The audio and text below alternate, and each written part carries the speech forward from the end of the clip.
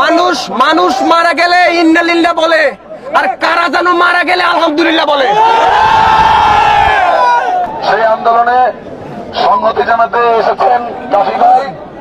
আমরা কাফি ভাইয়ের যে সংহতি জানিয়ে উনি 1-2 মিনিট আমাদের সঙ্গে কথা বলবেন, আমরা ওনার কথা একটু শুনবো।